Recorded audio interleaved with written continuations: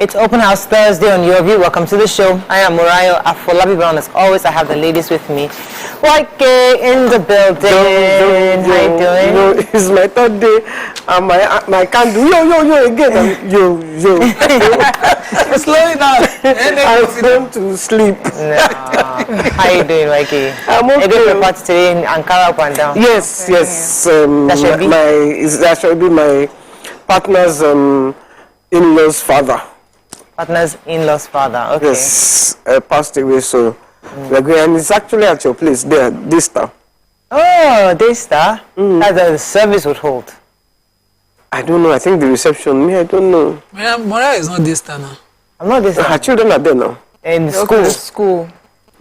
That's how you don't used to get So this. stop where there is this star. That's how you don't used to get all You this. look really nice, really nice. When they give you Ankara, you cut into skirt and blouse. So the remaining material, what do you do with it?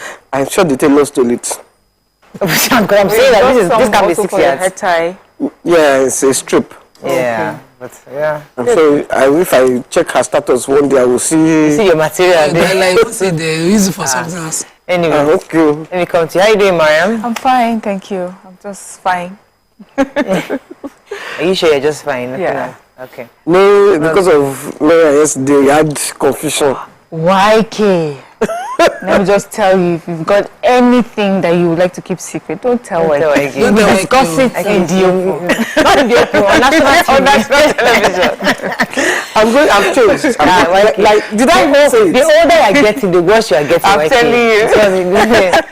Hey, Alaja, how you doing? I want to congratulate my mentor and boss, Haja Amina Mohammed. She was formerly with NTA, and today makes it 40 years she's been in media. She's having an event at Kofabayomi, the Nigerian Institute of International Affairs. I want to go for that event, but family demands. So, congratulations, ma'am. And let me just quickly tender apology in case I can't make it. I'm trying to squeeze it in. But it's been 40 amazing years. She has retired from NTA, but she's continued to be in production. I sometimes use her studio, work with her, and it's been amazing. Congratulations. 40 years, no be more. We to grow and see our work. Yes, and she's still very active and very agile like that. Fantastic. I didn't even know I had Our that. studio is called Ames Media Company Limited. So for those who don't know, Congratulations. ma'am. Congratulations. I'm offended. Who's offending you? Yeah. What did you do? it's very bad. It's very bad. We used to agree. Yes, I will agree. I agree with YK. YK has burnt you. YK has burnt you several times. But I won't say it like that. The way YK I has said burnt it on national television. YK understands. Anyways, it's Thursday. It's one of those days that we just leave aside to discuss to family, relax. gist, and relax and stop, stressing ourselves on Nigerian issues. We're going to break now. When we come back, we look at the front pages of the papers. Stay with us. We'll be right back.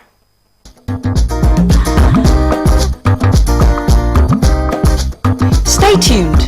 Your View will be right back.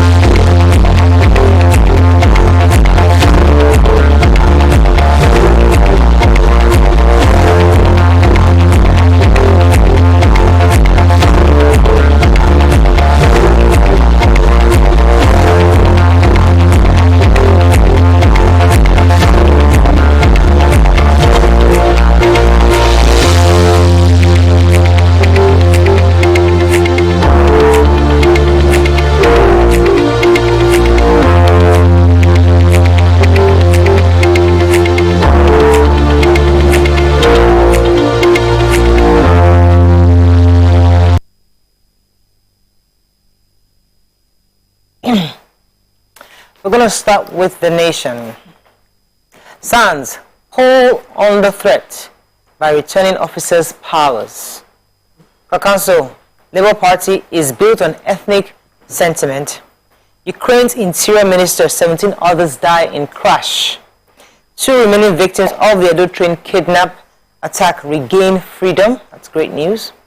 We deducted 3.3 trillion from the Federation account for subsidy, says NNPCL. Ndlea seizes properties 500 billion naira worth of drugs in 2 years. APC PCC slams PDP for avoiding response to the Atiku Gate.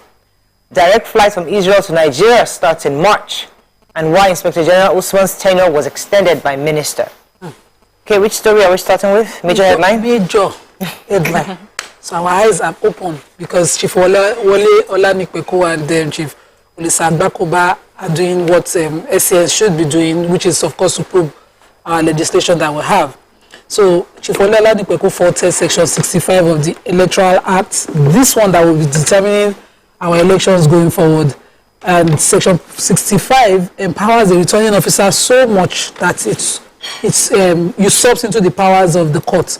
He says that Section 65 provides, subsection 1 provides that the decision of the returning officer shall be final on any question arising from or relating to A, unmarked ballot box, unmarked ballot papers, rejected, B, the rejected ballot paper, and C, declaration of scores of candidates and the return of a candidate, provided that the commission shall have the power within 7 days to review the declaration and return where the commission determines that the said declaration and return was not made voluntarily or made contrary to the provisions of the law, regulations and guidelines and manual for the elections. And subsection 2 of that same section, it says the decision of a returning officer under subsection 1 may be reviewed by an electoral tribunal or court of competent jurisdiction in any election matters. But it at first has given the power to review to a returning officer. This, of course, is something that bothers us. Then Chief Olisa Agbakoba wrote to INEC to clarify the requirements of a presidential candidate. Let me just quickly summarize. In that section, it provides that a presidential candidate, if there are just 2 major candidates, requires a certain percentage of total electoral votes cast. But when there are 3 of them, it requires a quarter of the total electoral votes cast. And it's a very dicey, unclear area. So in one position, it requires that he has not less than 1/4 of the votes cast. And such clarity, INEC has not responded since, those issues were raised. These are the future electoral petition issues that we'll be having post-election. The power given to the Yes, REC, the powers of INEC and powers given to REC. And both of them said that it's amazing that, our national assemblies and national houses of law making body put together this act and nobody spotted this, this lacuna that. All right, let me take the FAC. So FAC subcommittee, actually the post-mortem subcommittee presented a report on Tuesday yesterday saying that the NNPCL had deducted 3.3 trillion naira to pay subs for a fuel subsidy. That money could have been redirected to infrastructure or development of our country. They also say that NNPCL failed to disclose the locations of government properties, priority projects, which they inherited after they changed their name. Now, government was expecting that they would have some revenue from these projects. According to the report, last year NNPC did not remit 1 kobo into the federal account because it was using the revenue generated from the sale of the crude to pay subsidy. Also, they said that the House Committee was supposed to go and revisit these projects, but they didn't give them access to visit the projects, so they don't even know how far they've gone. And they're trying to hold NNPC to account, saying that your books must be more transparent. You must be able to let us know what is going on and let us know how much is being, how much revenue you're making and how much money that the country is losing to subsidy. Okay, any other story there? Yeah, I was going to take the Edo train kidnap. The Edo State Commissioner of Communication and Orientation, Chris Nehikari, had said yesterday that the 2 remaining victims have been released, and they were seized on the 7th of January. He also said 2 additional suspects, that's 2 village heads, chiefs, have been arrested in connection with the kidnap, and that they were happy with the success story. The chiefs have been arrested, and they're helping with the investigation. They also, as an aside, they complained that the federal government is not helping them with the Lassa fever. But I wanted to say another person, this is another paper, but I wanted to add the two together. The executive director of youth and good governance, Benson Odia, said that those chiefs are not guilty, that the Edo state government is using this as political, it's because they don't belong to another political party. I just wanted to add that one. Okay, but for me it takes away from the celebration of the fact that all the victims have been rescued. Yeah. That is major, and we Yeah, thank God, I because think we that is know major too. exactly, especially after what we experienced with the Kaduna Abuja train. So Stuff like that goes viral. yes, Rather we need to just celebrate that. Celebrate it, celebrate the police who have rescued them. I think I'm just so happy that everybody has regained their freedom. I have another story. So the NDLA chairman, Brigadier General Mohammed Buba Marwa, was responding to journalists, and he mentioned that one of his NDLA personnel, was killed in Sokoto in the line of duty, and he said that, and then he goes ahead warning unrepentant drug barons and cartels that they will even face tougher times in 2023 if they fall back to doing what they're doing. He said that in 2022. The seizure of assets combined with drugs is a rough figure of 500 billion. Of course, the value of the drugs is up in smoke because they burn them. And then he said that, especially when he was talking about the slain NDLA personnel, he says some communities, some of these drug barons, what they do is they build schools, they build hospitals, clinics in the community. So they come across as being supporters and helpers of these people, and when NDLA or other security operatives come in to get them, they defend them. These barons also arm some of them, so they also have their militia who fight them and kill them. So we just need to understand that these are not our friends. They hate us really, they're just using us. Yeah, so for communities that don't recognize that, and that is another pointer to the government where you need to be present so that you don't there's no void for evil, to take over. It's a vacuum. Yeah, a vacuum. Yes. A vacuum. All right, so there's an important part of the story I took earlier that I thought was really important I didn't miss. The federal government also discovered that the NNPC is shortchanging FAC because they're underpaying the federal government as a result of them using... Who is FAC? FAC is the Federal Allocation Committee. So they're the ones that hold our money, right? Now, so they're saying that NNPCL is shortchanging federal government, not meeting the real value because they're using the exchange rate lower than the CBN official rate on domestic crude sale for the product. So that's a problem. They're shortchanging us with the exchange rate they're using. That is really criminal, I would say. Moving on now to the Punch. Let's find a story. Fuel scarcity bites harder. Marketers blame NNPCL. Train attack 2 Edo chiefs, 5 others arrested. FG asks US to probe Nigerian Don's death. Delta 2022, monumental medal padding taint National Sports Festival. Fans excited over possible risky Davido historic tour. Envy stopped Abiola from emerging president, says Obasanjo. Emefiele appeals court summons challenges judge. And Nigeria owes China, Japan, Germany, 2 others $4.85 billion.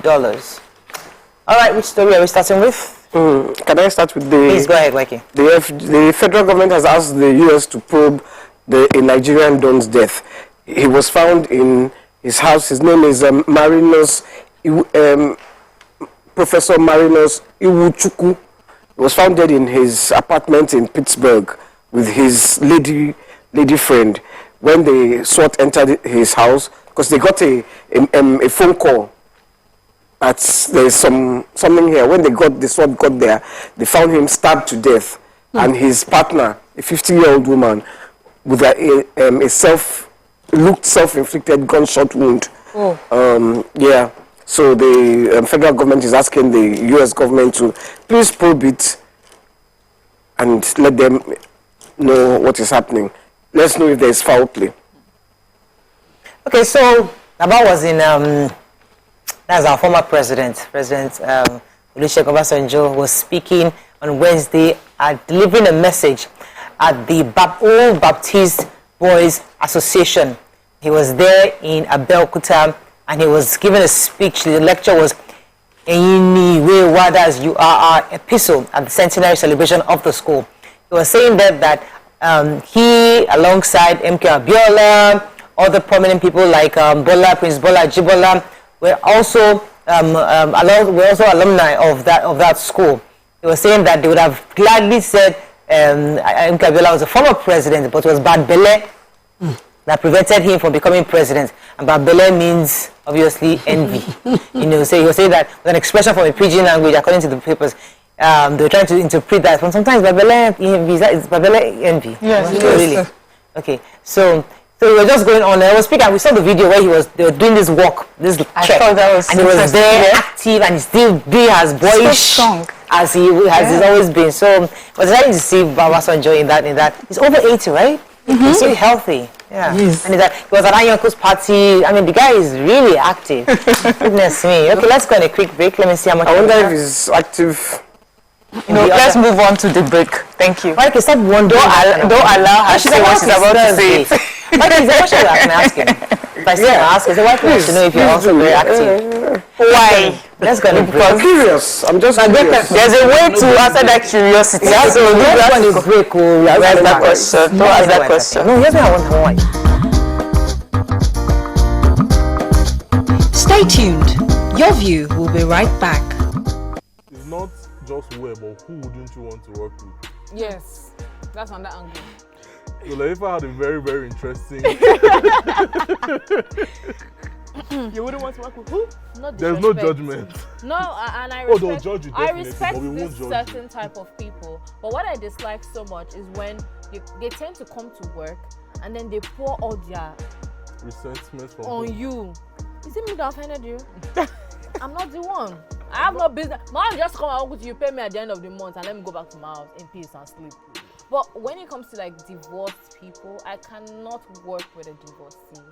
I can't see myself doing that. If I find out, if you can hide it, but if I find out, When they're nice divorcees. I would just What be. if they are nice? Okay, now it depends. If you are nice, cool.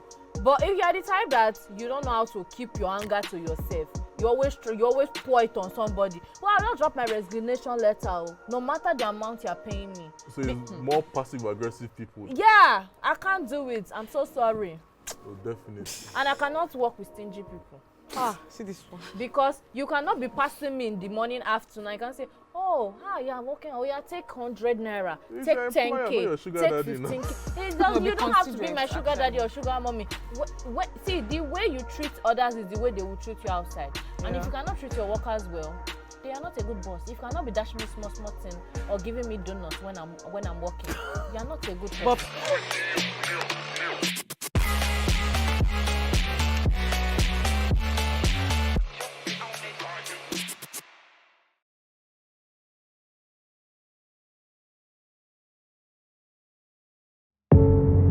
Doubt and fear doesn't occur at the canvas, it shows in the canvas.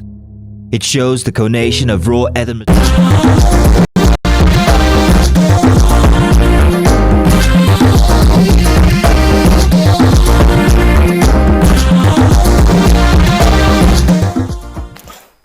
Thank you for staying with us. So we're still reviewing Punch. Who has a story? So I have the federal government owing $4.85 billion totally from our loans generally. So we owe 5 countries: China, Japan, Germany, India, and France.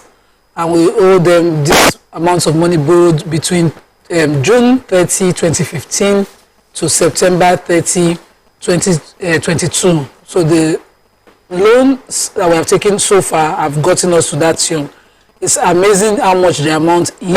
You know, experts are saying, according to the managing director of Cowrie Asset Management, Mr. Johnson Chukwu, amid dwindling revenue, we are not earning money from sale of crude.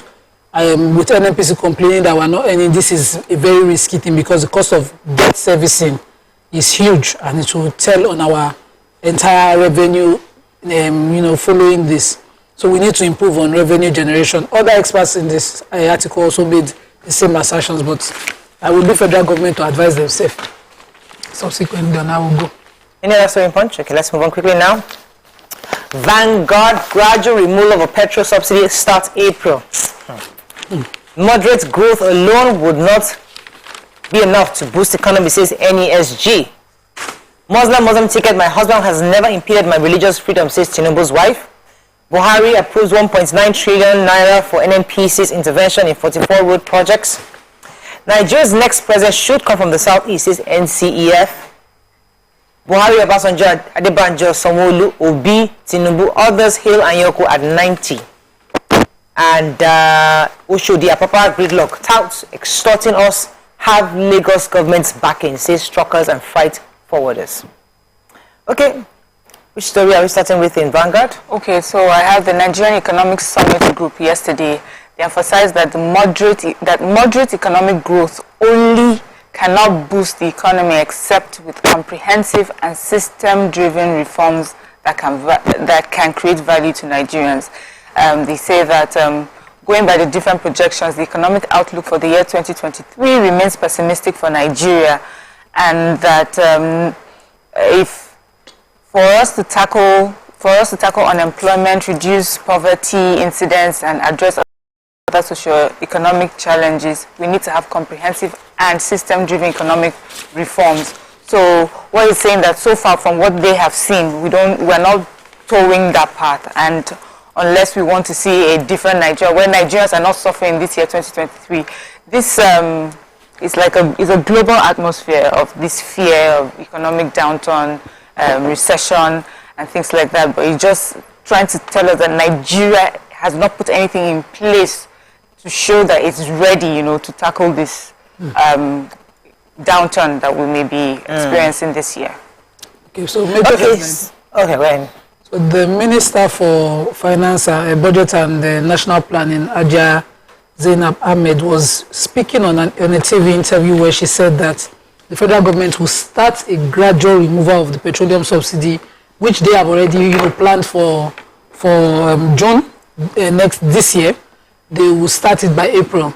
She said it's better to do it gradually so people would sort of go into it than do it at once, where you will shock people.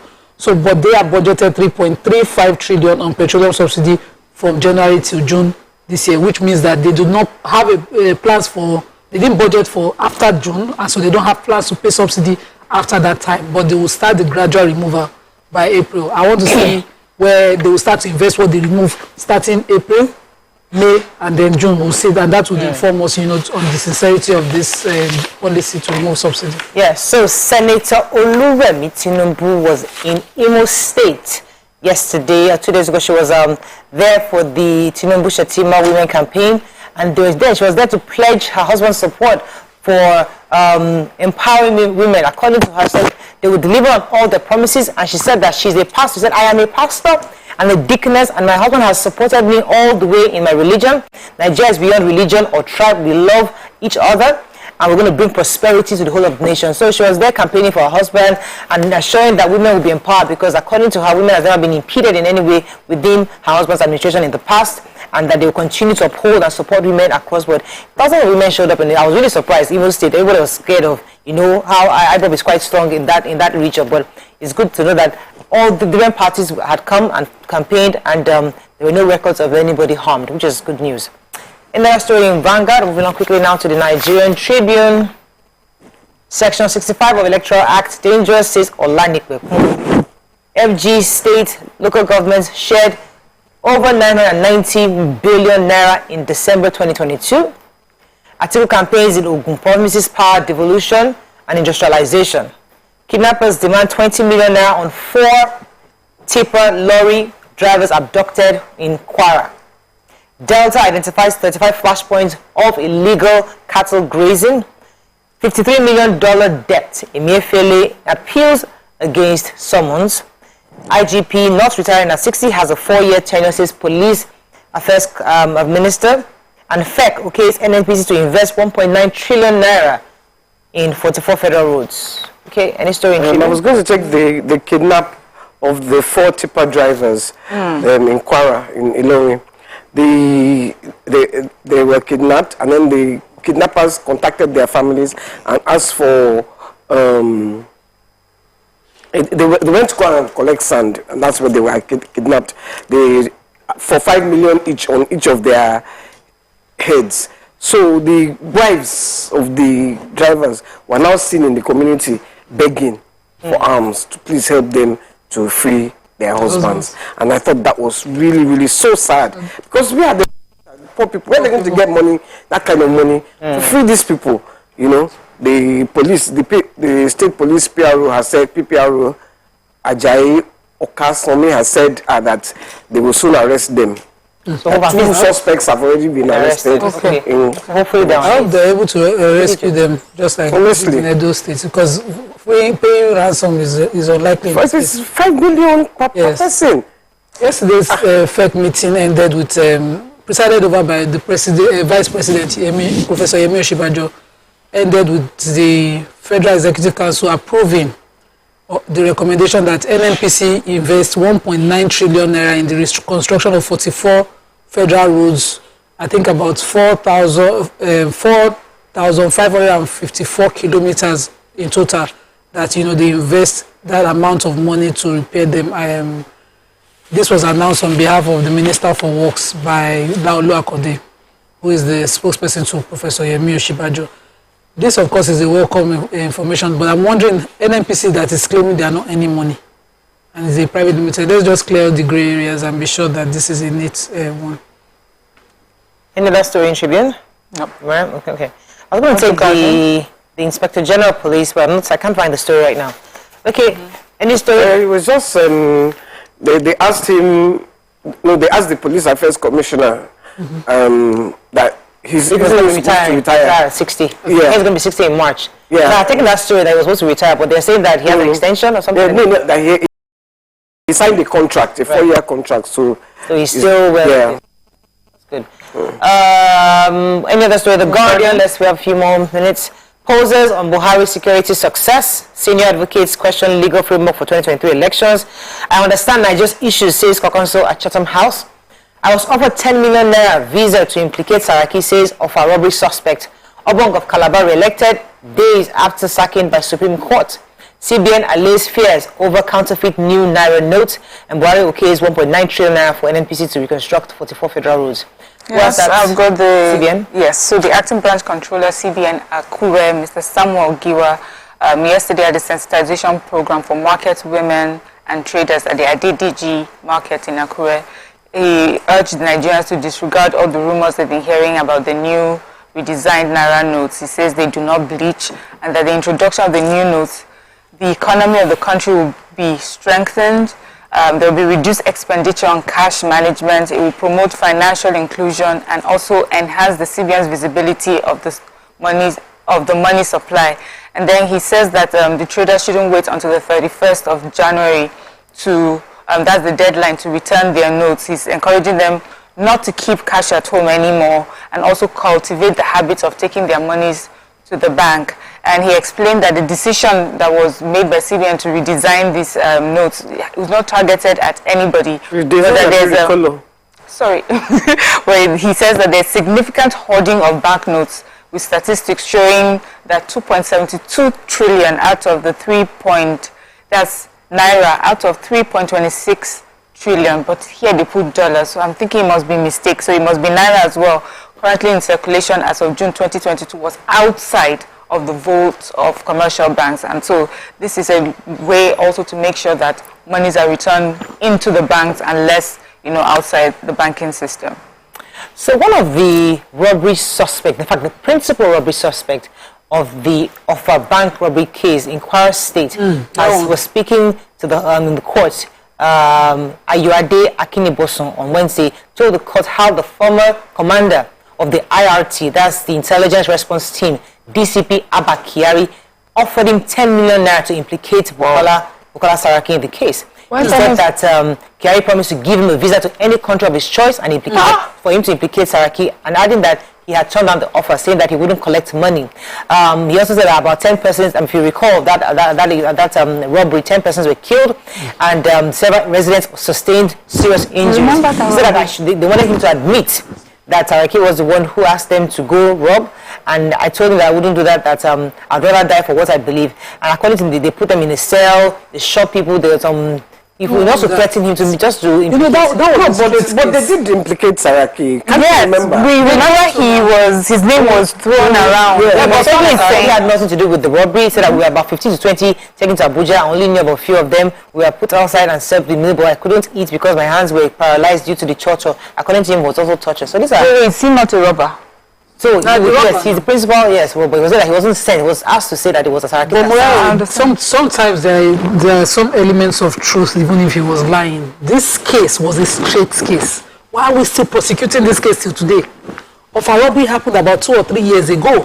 It was a straight case. The video was bloody. Evidence is found everywhere. The CCTVs from the banks have caught these guys. Why are we still in trial? Till today, waiting on our uncover. So that's not person. As again, they said for Nigeria to work, our justice system and our law enforcement must be swift. Those are the two things that we need to do. Okay, that's all we can take on front page review. When we come back, it's Thursday. Start with our hot topics. Stay with us. We'll be right back.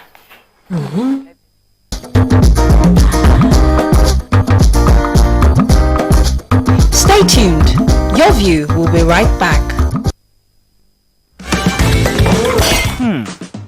So, have you ever wondered what happens behind the curtains of a man's mind? Or perhaps you're one of those who wonder what men talk about when they gather. Well, here goes. Imagine what it takes to put together the perfect cocktail. Or maybe mocktail. We need a bit of sports, a sprinkling of current affairs, some very deep topical issues, and last but not the least, a healthy dose of grumbling of those we love to hate. And yes, you guessed it, women.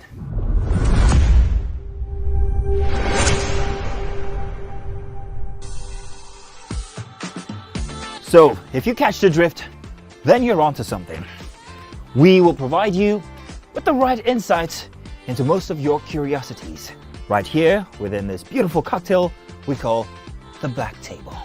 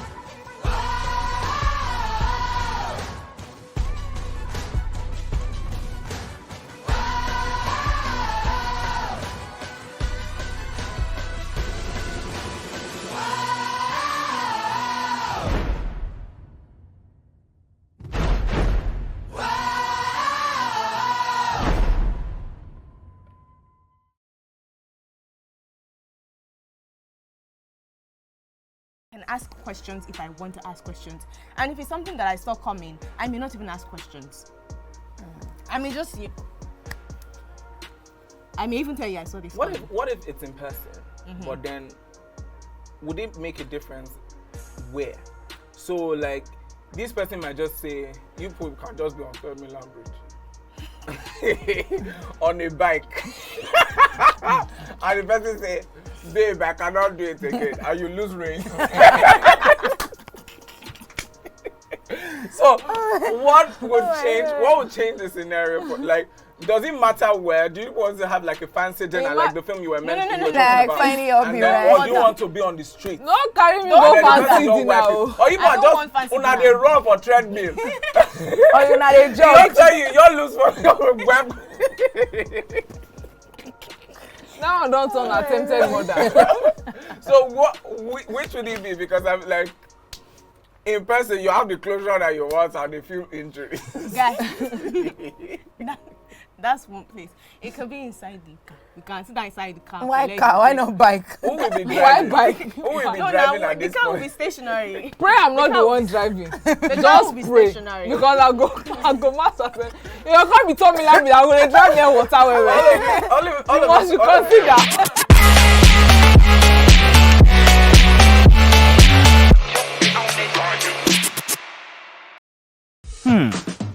So, have you ever wondered what happens behind the curtains of a man's mind? Or perhaps you're one of those who wonder what men talk about when they gather. Well, here goes. Imagine what it takes to put together the perfect cocktail. Or maybe mocktail. We need a bit of sports, a sprinkling of current affairs, some very deep topical issues,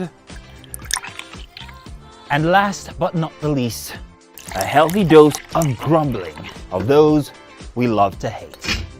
And yes, you guessed it, women.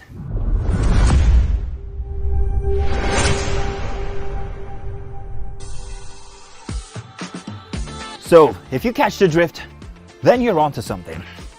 We will provide you with the right insights into most of your curiosities right here within this beautiful cocktail we call the Black Table.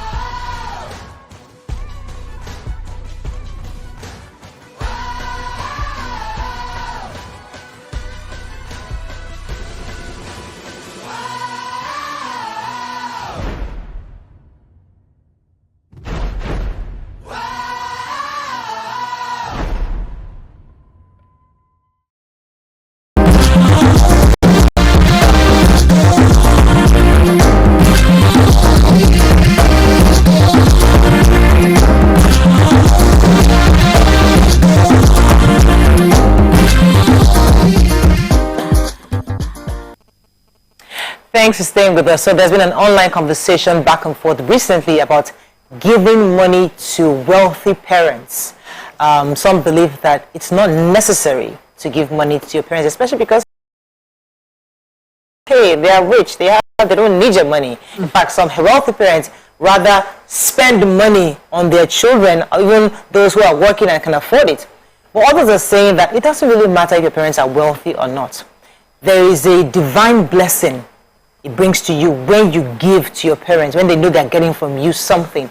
There's something that's intangible, there's an intangible blessing you can't even see that comes with that. What are your thoughts on this? This debate has been going back and forth because various people, some are saying that their own parents are wealthy, they don't need their money, and others are saying, in fact, I think somebody was even specifically saying that, using the example of Isaac and Esau, saying that even though his parents had money, he was still able to bless his father with what he has. What are your thoughts on this? Should we, especially those of us who have parents who are doing well, and even if you don't have parents doing so well, should we continue, especially with the current economy that we have, the hard times, the hardship around? Do you still think it is right for your parents to expect from you?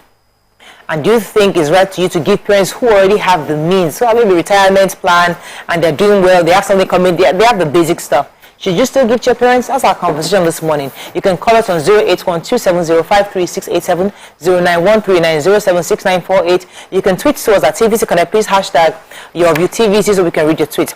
I remember this conversation at some point where somebody was saying that she's working. Yes, she has a decent job, and her family is still working, but her parents are fairly stable. So they're retirees, and they have something coming in from the government every month, and and they are comfortable, they are okay. But so her family understands that she cannot afford to be giving them what she was giving them while she was single. Now when she was single, she used to give something consistently. But now she's married, she has kids, she has responsibilities. Her parents must understand. What do you think? Do you think she should still continue to give, or do you think parents should understand that times are hard, we shouldn't expect things from our children anymore? That's the conversation.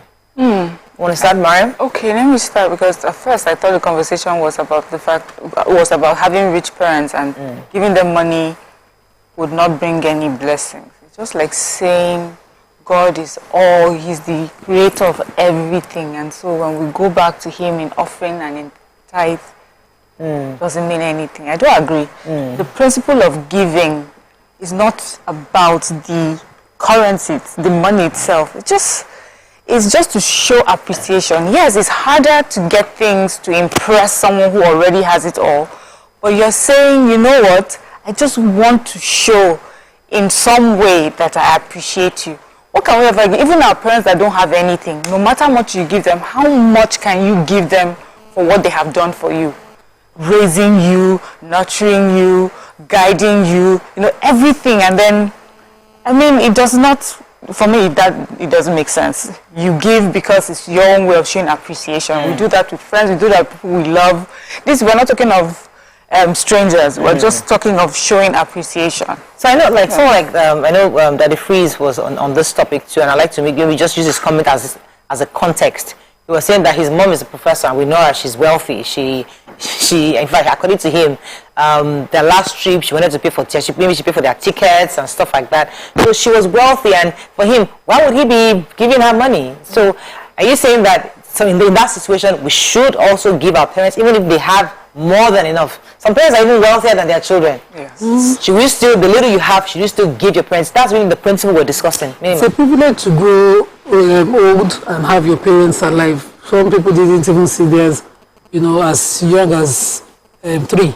So when you grow to 40 and your parents are alive, it means, well, as a Muslim, it means that you're lucky. You can earn paradise by serving them at their feet, at their comfort. So even if they are rich, so-called, like the example he gave, a child should be given at that age to them. So imagine that you wanted to pay for their ticket. He could have said, no, it is now my turn to care for you. Also, giving does not necessarily have to be in cash. There are several services that you do for your parents money cannot buy. And as a child, those are the things that you should be yearning for. Even if they are rich, there's also something called, I call it recycle the money. Because when you give them, they then give your kids. My mom particularly loves to be generous with her. Sometimes when you visit her and you give her cash, you put it in her pocket. And before you leave, all your children should come, you take. I'm like, so if I knew you wanted to give the children the money, maybe I would put my money in my purse. But if the inability to give those children is what depresses her, so you don't want to see her in that state. Bring that cash, give her, let her be raining the money on her grandkids. That's what she likes. And so service also is, sometimes you go there, you're in touch with them. For my parents, they just love to be talked to. So when my dad was alive, calling them was a lot of things. And one of the things I regret the most was that before my father passed, I wasn't available for those regular chats. And so now my mom, she's on, Nima, you cannot cut the phone. Like yesterday, say you call me back, you didn't call me back. Those little things go beyond what money can buy. So whether you're richer, they are richer, be available for your parents. These days, some of us are jetting out of the country. We are going even further and further. You used to be that you are in Lagos, your parents are in the village. Now they're even in the Lagos, and you are not even in the country. Some people are in countries they can't see their parents in 4 or 5 years. And all you think about is whether you have money to give them. Some parents will shock you with contentment. There's no amount of money that you have, even the poor parents. There's no amount of money. They just want to remain in their small room in the family house, and they don't want anything but your constant call, caring for them, checking up on them, so that they too can say, no, I have a father family in that child, a responsible child. So for those who live abroad, for example, they're used to their parents being very independent. Like your mother is probably still working, still collecting paycheck. So your parents are quite independent. So the idea of giving that your small $7 per hour or $10 per hour, when it's still money here, take this. It's kind of almost alien in the different cultures. So for those who have that kind of exposure, do you think they should still consider giving their parents regardless, or parents should understand that, listen, we're now in Canada, can't be giving you. Everybody has bills. Mommy has bills. I have bills. You know, like because we also have viewers across the world. So it's important for us to even look at it in different ways. Why can you I think what happens in the Western world, from my own experience, from what I've seen when I travel, and my friends who have children and grandchildren, their parents actually, the children pay the parents to look after their grandchildren. They pay them. If you want, you pay me per hour or per. I know at least 3 or 4 people like that are paid by their children to look after their grandchildren. But having said that, I remember when I was growing up, my father had a lot of money before they burnt his house. When they burnt his house, his finances changed. But before they burnt his house, he was rolling in money. And his mother was already a maid woman. And I know that because till today, she has property all over Abeokuta. So she did not need money. But my father was looking after the car. He bought her the latest car because he could afford it. Yeah. She didn't need it, but he did it. He bought her the latest car. He hired her a driver. He got her a driver. So I think it depends on the individual. Whatever you want to do for your no matter how rich your parent is, they will still appreciate anything you can do for them. It doesn't have to be money. It can be anything. But I think parents actually enjoy the attention of their children. Let me go on a quick break. When we come back, we'll take a few phone calls and get a few different angles from this. Stay with us. We'll be right back.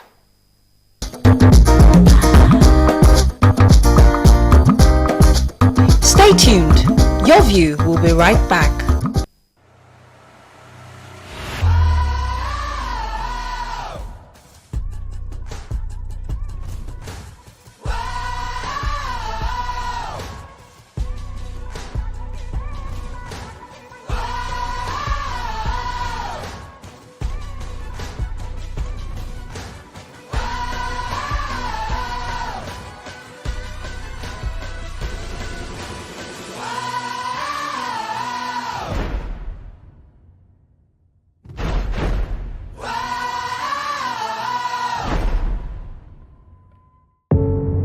Doubt and fear doesn't occur at the canvas, it shows in the canvas.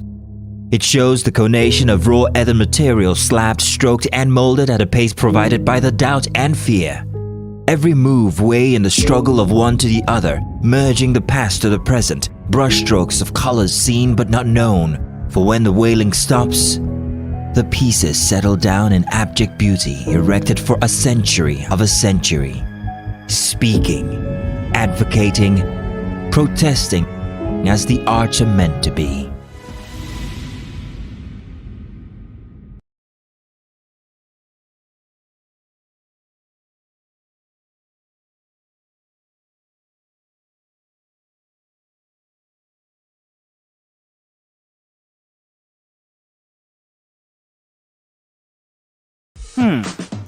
So, have you ever wondered what happens behind the curtains of a man's mind? Or perhaps you're one of those who wonder what men talk about when they gather. Well, here goes. Imagine what it takes to put together the perfect cocktail. Or maybe mocktail. We need a bit of sports, a sprinkling of current affairs, some very deep topical issues, and last but not the least, a healthy dose of grumbling of those we love to hate. And yes, you guessed it, women.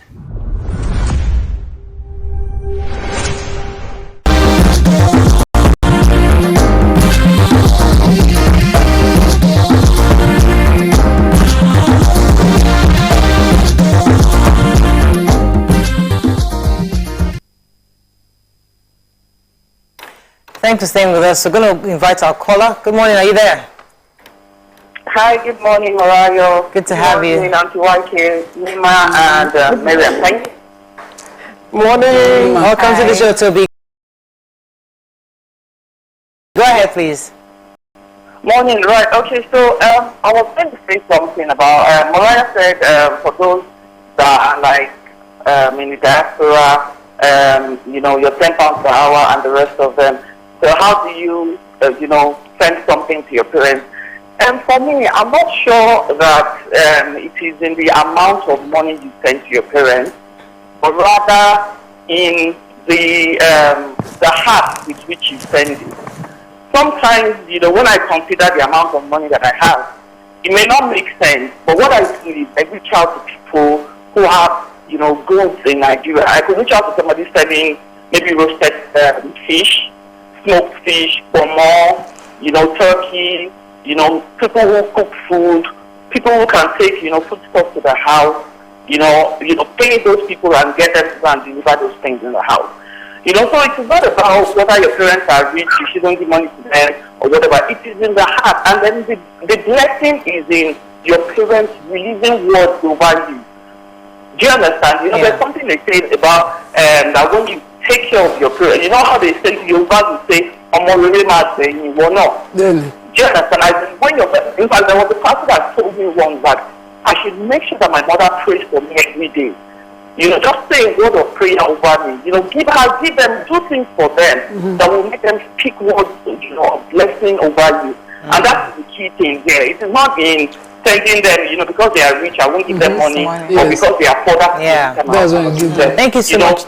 Sometimes they take a bag of rice to your parents, and they already have 20 bags. They will share the that one bag that you take to them would mean the world to them compared to the 20 bags that they bought with their own money. Yes. So I think it's Thank you so much, Toby. When I was working, my mother, when I was working, giving her something was a no-brainer. When I got married and things got a bit, in the beginning, she understood that yes, you're struggling, you're starting the family, and she didn't expect anything from me.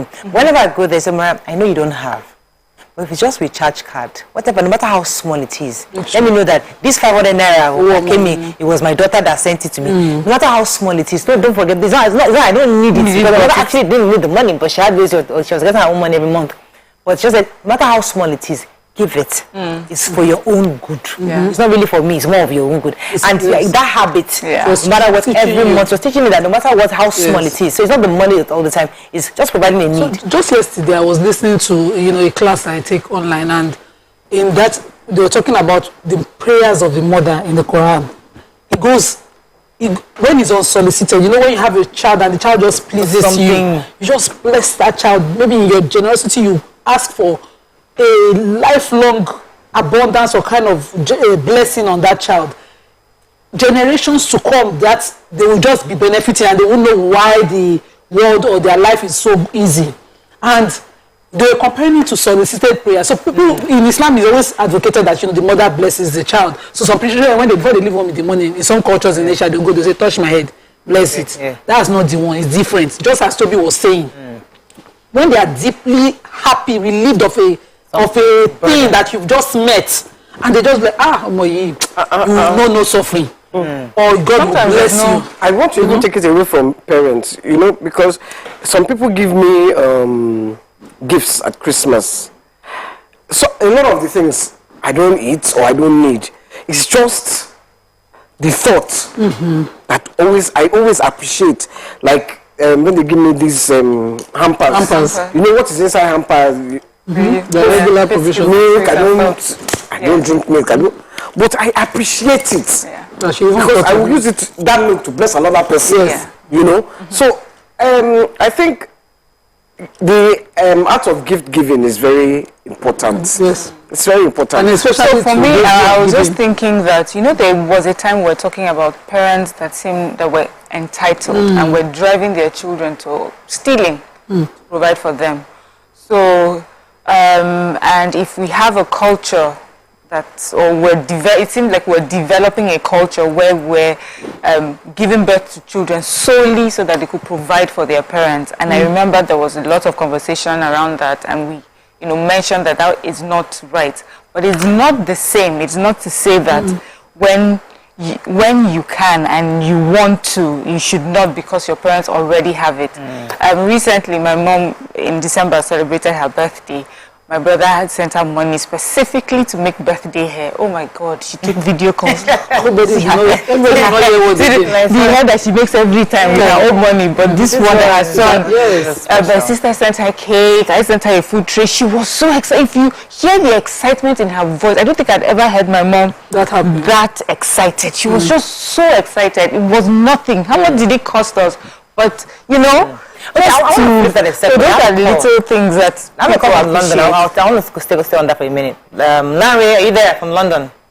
Yeah, I'm live. Go ahead, please. Yes. Good morning. Good morning. Yeah. You know what I want to say about this. My comment on this. We that live over. Yeah, I'm here. I can hear you. So what happens is that our children. We teach them how to know the value of money. If they are living at home with us, okay, what we normally do, some of them earn even more than you. Maybe they earn 25 pounds an hour, 30 pounds an hour, and you, the parent, maybe you are earning maybe 12 pounds an hour, 13 pounds an hour, and they live at home with you. They eat your food, the electricity, gas, everything is more expensive now. By asking them to contribute a little to the household, I don't think it's something that is too bad for them to do. And some of them, they do it gladly. They even give it to you. Dad or mom, oh, can you take this? Every month, they give it to you. And when they move out, they will know the value of money. Because if you don't take anything from them... Are we still talking about your parents here? Yes, he's talking about parents. I would explain. That's an interesting angle, Larry Waju, and I think it's a good angle to bring in. It's not, so he is saying that training your children to know to do this. I'm not confused. He says, okay. Larry, are you there? Yeah. I wanted to get clarity. What I thought I heard was that your parents living in your house and they're working. Is that what you said? No, the children. Oh, children. Okay. Okay, got you. Okay, thank you so much. So he's saying when children live in the house. What I thought he was saying, which I thought was an interesting angle, was that when you bring your parents in from abroad, and because you're a citizen, you apply for them and they become citizens, they're working and they're living in your house, they're eating in your house, that they should also contribute something to the house. It doesn't happen though.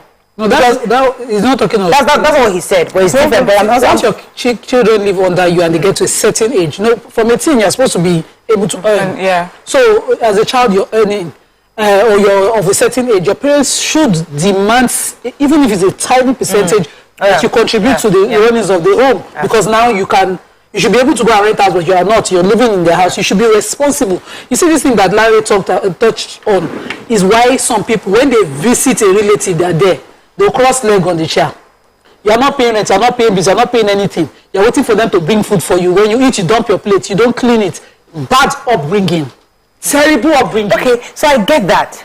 I want to flip it. I'm not saying what Larry said, I'm flipping it. So YK is my mom, right? I'm an American citizen. I filed for my mom to come to America. Now she's healthy, she looks good, she's looking pretty. Yeah, mommy, time to work. Oh. You can do small job here, small job. Give you a job, or even just as a nanny work.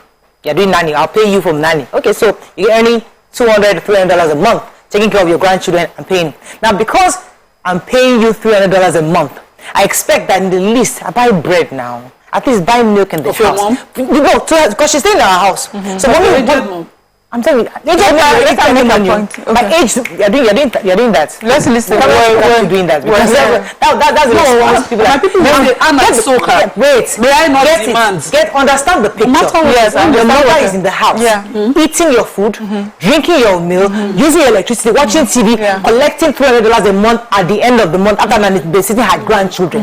Now, milk finishes, water finishes, grandma cannot use that small $300 that she has to walk down the street and buy water, milk for the refrigerator. She's saving it because when you get to Nigeria, she wants to convert it to You don't have to go all the way back to America. So the point is that's now, imagine Nigeria, so the same thing. You're earning small money, your grandma, your mom is in the house, you set up a store for her, a small shop, and she's there every day, she's making money. Small rice finished in the house, grandma cannot buy because my son should be born to buy. So that's on that flip side. I like us to think about that while I take this call. Olabi, are you there? Hello, good morning, Mariah. You're live. Cinema, Miriam, and Auntie Annie. What I really want to contribute today is Volume. everything in life. That's fair. Could you increase the volume, please? To your children. Thank you. They are all seeing all the little sacrifice they are paying, either with money, school fees, and that. When they grow, you don't need to tell them. For me, as an example, when working, this and that, I still stay with my parents. Even though I have an objector from the work, and I said, I will move out of this house when my parents say, okay. Because when I said, my father said, these are the jeep that is driving me now. The friends are buying jeep, this and that. I surprised my dad with the first jeep ever in the life. Even the jeep is not what I'm using. But one thing, I see the sacrifice like, I said, listen, I want more time people need. And you see the sacrifice in and out from the mom and from the parents. You don't need to tell them. So it's now left for the children either to force. We can't all be the same. I have 7 siblings, we can't be the same. For me personally, even my house is not far from them. And Mariah, you still owe me the number. I'm the one that called regarding the house that said I didn't have to pay me for that. Mr. Sunday asked me to call back and get the number. It's still this same father's house. My house is not far from the house. If I'm going out, I branch them out. That's going. Coming back, I branch them. So the act of giving is inside you, not outside. Thank you. Have a nice day. Thank you very much, Olabi. So that's so you see. Thank you for his own perspective. But you see the view I'm putting on now. So we'll move to the debate now. Let me. So what do you think about? Let me because Nima is the opposite. Let her express that. But you get the gist. Clearly, I understand it. So enjoy their generosity, but don't ask them. So a parent who is aging and thinking, what do I need all this money for? I have $300. I beg. You call the grandchild, go buy all the things we need in the house. It's their generosity. Enjoy it. And mommy, thank you. And thank them for it. But mommy, when you at home when my child was crying, there's no milk. And with all the money you have, you did not. Don't expect it. And don't even. It's worse to demand it. From my own training as a Muslim, worse to demand it. You must. When you were helpless, that's the way the Quran puts it. She could have trampled on you with one foot and you will be out of breath. She nurtured you. She cared for you. You were weak till you got to adult age and you were able to earn. You don't flip it when you should pay back and expect the person to still care for you because they're earning. Whatever they gather at the end of the day, we'll be doing probate and wills later. And it's still your own at the end of the day. So why do you want to fast forward these things? Let them enjoy at a particular point. I remember when 4 of us left school, university, and my dad was like, I've always loved to travel. I'm a globetrotter, I love traveling. And he started putting his money together for visa to Asia. We left him. He started traveling. Okay, let me respond there because I want to add before you respond. Let me throw in the span. So, for example, this grandma, for example, now calls Nigeria a lot. So, like my brother used to do for me when I was 16. When I started earning, he called me and said, "Auntie, now you're earning money. You've been using yellow highlighter, marking all the Nigeria calls. You had one I was calling mommy in the house. Add it together. This is your bill at the end of the month." So, grandma who has just earned $300 is always calling him. Can you come? Always calling mommy phone calls him. So, this is it. This is your bill. Yeah, because you're earning money. Is it wrong for you to demand that that $100 phone bill, you are paying $50 out of it because you're the one that's always calling Nigeria? These are little things that people might demand of their parents who live with them. Is it right or is it wrong? So I cannot speak specifically to that culture, the Western culture, but a lot of the things that they do, it's weird to us. But when we listen and understand the context, we can understand why. Especially when it comes to paying of bills, when you're asking children to pay some bills, you're asking parents to pay some bills, and we understand maybe the way the economy is there, so they ask of their parents or whoever lives with them. But I also understand that a giving parent will give birth to a giving child. A parent that acknowledges good, that appreciates, will give birth to a child that does the same. You know, that is the culture in the home. That is something that they practice in their home. So my mom comes to stay sometimes, and she will stay for quite a while, and she will get something in the house that we obviously can afford, but maybe in just a short time. And sometimes I would see that she's struggling to see how, in what way can I just buy something and put something. Every day I'm just eating in this house. Me too, let me put something. It's not because she thinks we cannot afford it. It's not because she thinks that somebody is going to be talking about her behind her back and say, do you know she has been eating our food?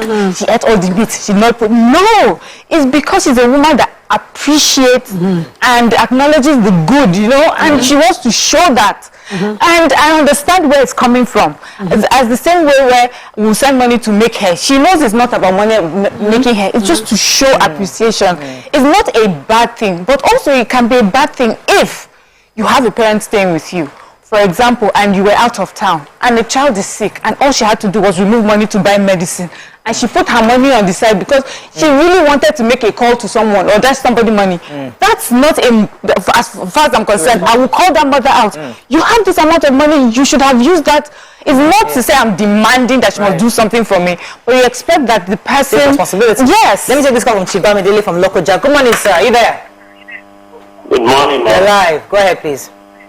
A first-time caller. Welcome to the show.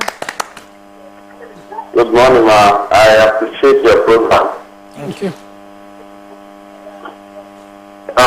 This topic that you bring this morning is a very interesting one.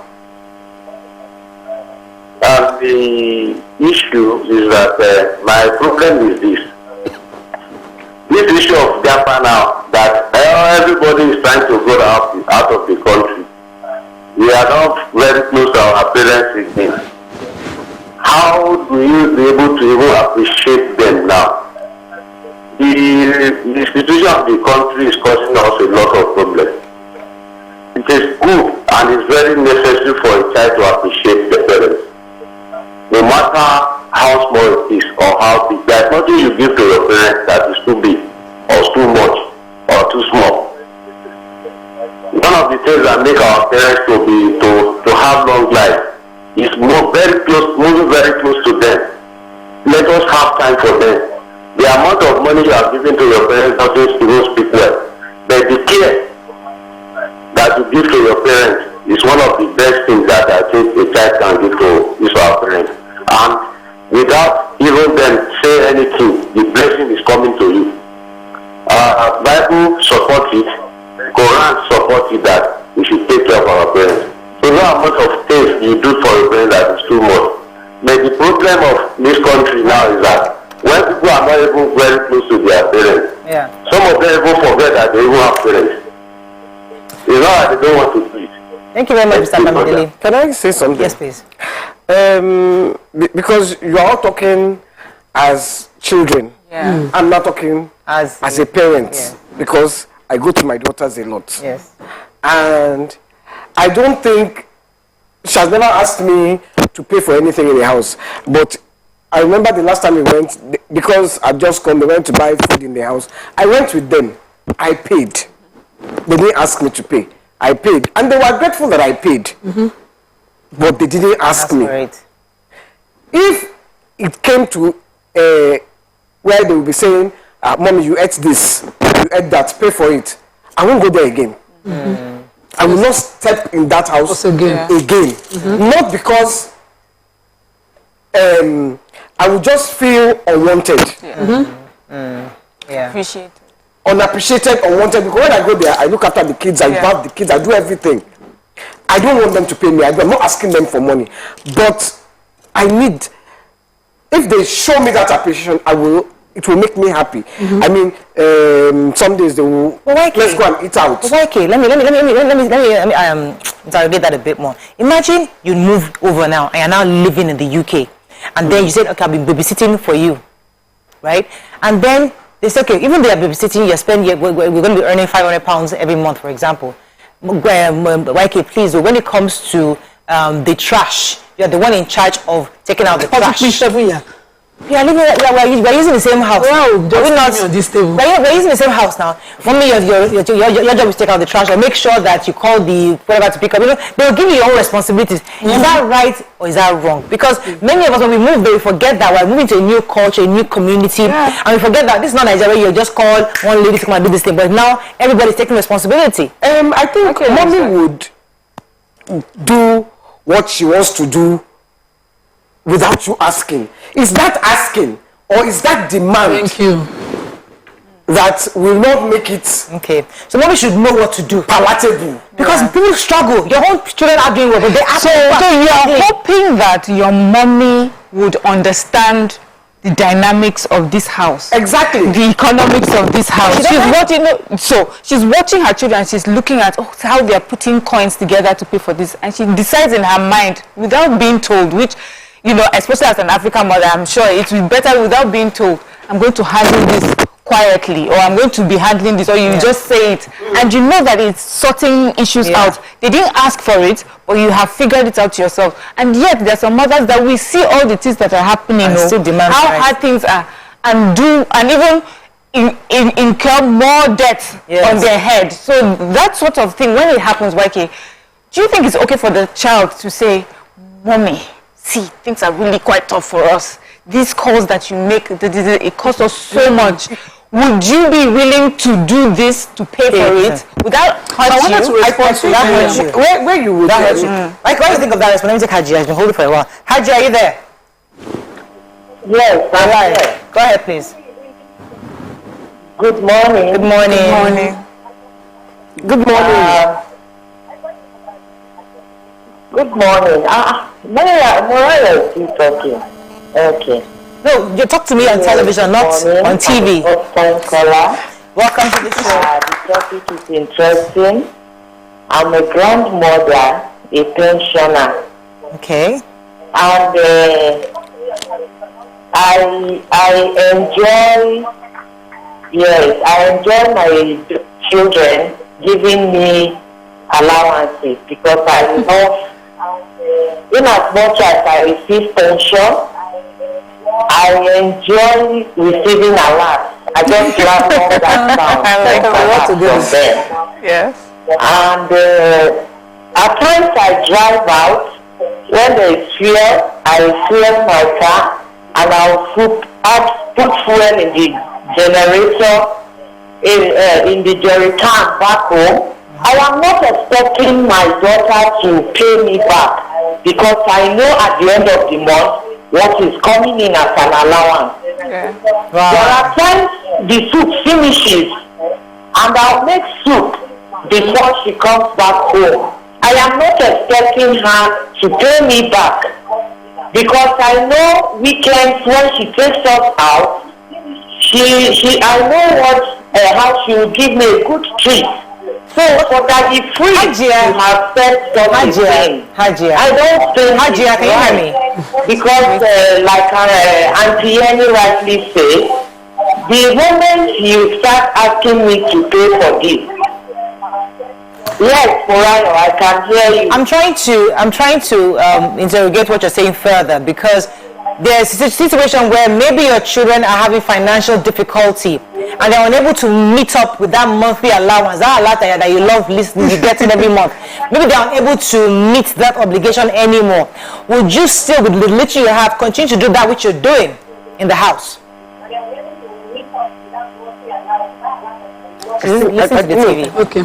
I think she's no more there. She's there. She's listening to TV. We have to wrap up. We have to move on. Let's what I was trying to respond to. Honestly, I will do it, Morayo. I have a son that receives lesser than what others are receiving. I go.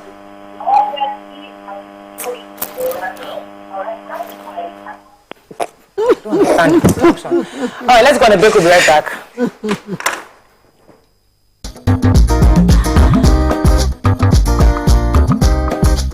Stay tuned. Your view will be right back. So, have you ever wondered what happens behind the curtains of a man's mind? Or perhaps you're one of those who wonder what men talk about when they gather. Well, here goes. Imagine what it takes to put together the perfect cocktail, or maybe mocktail. We need a bit of sports, a sprinkling of current affairs, some very deep topical issues, and last but not the least, a healthy dose of grumbling of those we love to hate. And yes, you guessed it, women.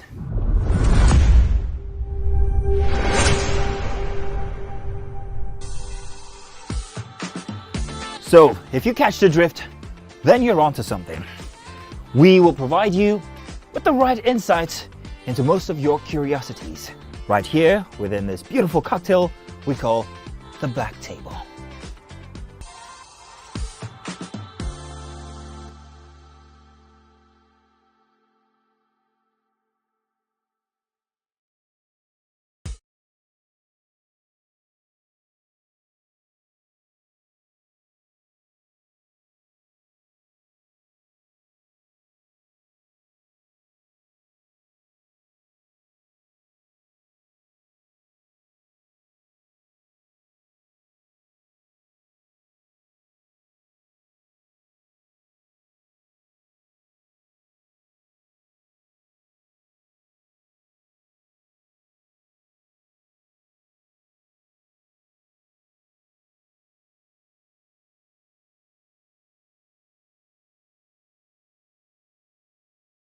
It's not just where, but who wouldn't you want to work with? Yes, that's on that angle. So Leifa had a very, very interesting. You wouldn't want to work with who? Not There's no disrespect. judgment. No, and I Oh, they'll respect, judge you I definitely, respect but we won't this judge certain you. type of people. But what I dislike so much is when they tend to come to work and then they pour all their Resentment from on whom? you. Is it me that offended you? I'm not the one. I have no business. My mom just come and work with you, pay me at the end of the month, and let me go back to my house in peace and sleep. But when it comes to like divorced people, I cannot work with a divorcee. I can't see myself doing that. If I find out, if you can hide it, but if I find out, When they're nice divorcees. I would just. What if they are nice? Okay, now it depends. If you are nice, cool. But if you are the type that you don't know how to keep your anger to yourself, you always pour it on somebody. Well, I'll just drop my resignation letter, no matter the amount you're paying me. So it's more passive-aggressive people. Yeah, I can't do it. I'm so sorry. Oh, definitely. And I cannot work with stingy.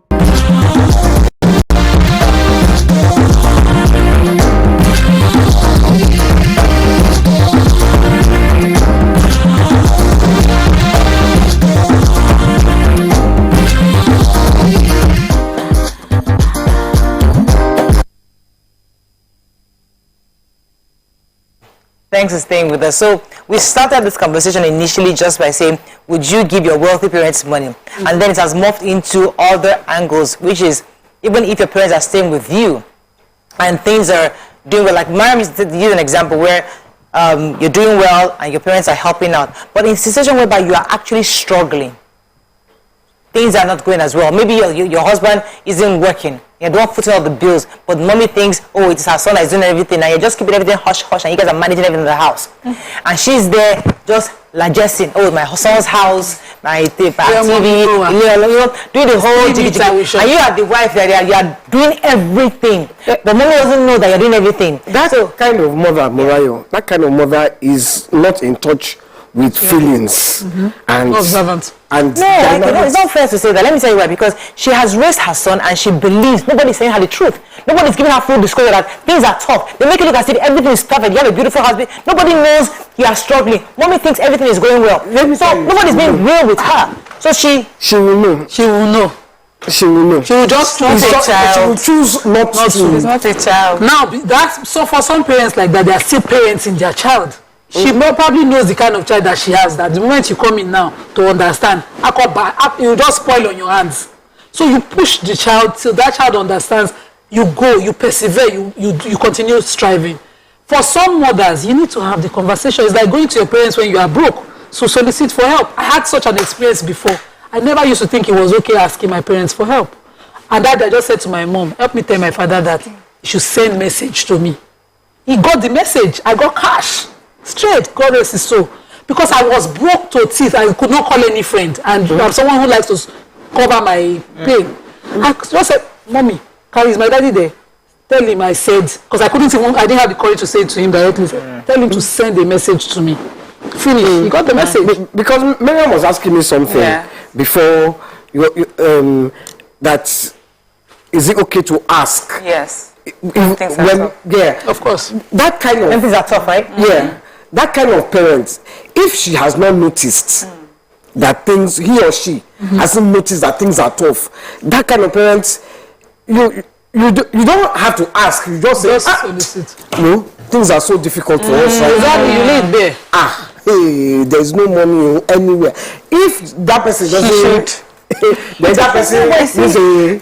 I know. What's telling us here that there's a certain parts of this country, I'm not sure, the certain culture where they say it as it is. The mother would tell you that, listen, I don't care, my son's house, my house, I can do what I want. They don't want to hear under those stories. Their own is that they have responsibilities. Listen, I have raised my child. When you're not there, when I was doing everything to make this boy successful. Now he is successful. He has a house, and I'm here now. I don't want to stay there anymore. I want to live in this conditioned house. This is where I want to be. So everything in the house, I am going to benefit from this house. Now, because mommy doesn't know that daddy is still trying to get his business on his feet. Mommy is the wife, is the one that is doing all the bills. She doesn't know that. She doesn't get that information. What couples will not tell mommy that? Mommy just sees the beautiful house, beautiful everything, house, help, everything, and she's having fun. But calling your mommy that this thing, you cannot continue to enjoy these things, because listen, we're actually hustling and struggling. Mommy doesn't want to hear that.